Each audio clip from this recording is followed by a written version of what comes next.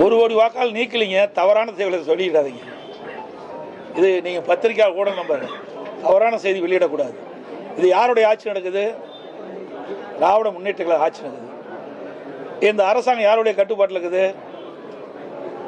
ஆட்சியாளர் கட்டுப்பாடு. மாவட்ட ஆட்சித்தலைவர்கள் யார் கட்டுப்பாட்டில் இருக்கிறாங்க? சொல்லுங்க, பேசவே பாருங்க. ஆட்சியாளர் கட்டுப்பாடு.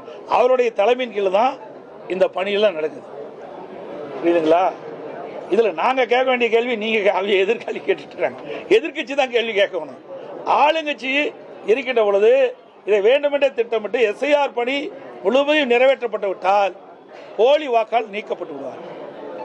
போலி வாக்காளர்னா எல்லாமே இரட்டை வாக்காளர், போலி வாக்காளர். அதில் யாரெல்லாம் உண்மையான வாக்காளரை தவிர்த்து மீதியெல்லாம் வாக்காளர் பட்டியல் இடம்பெற்று அத்தனை பேருமே போலி வாக்காளர் தான் கருதப்படுவாங்க. 21 ஆண்டு காலமாக இந்த எஸ்ஐஆர் பணியை மேற்கொள்ளல. அதனால இறந்தவர்கள்லாம் தேர்தல் நேரத்தில் உயிர் பெற்று வந்து திமுக காரனால ஓட்டு போட ஆரம்பிச்சிடறாங்க.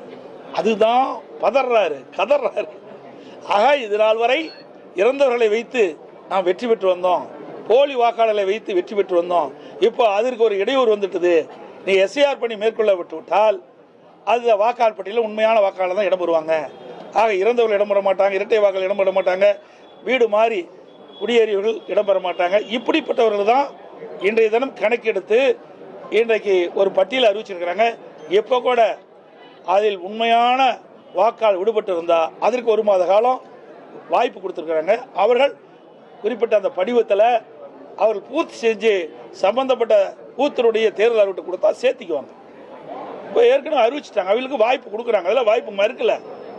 ஆக வேண்டுமென்றே திட்டமிட்டு திராவிட முன்னேற்ற கழக தலைவர் இன்றைய முதலமைச்சர் இதை எதிர்க்க வேண்டும் என்ற நோக்கத்தில் தான் பேசிட்டு இருக்கார ஒழிய இதில் என்ன குறைபாடு இருக்குது?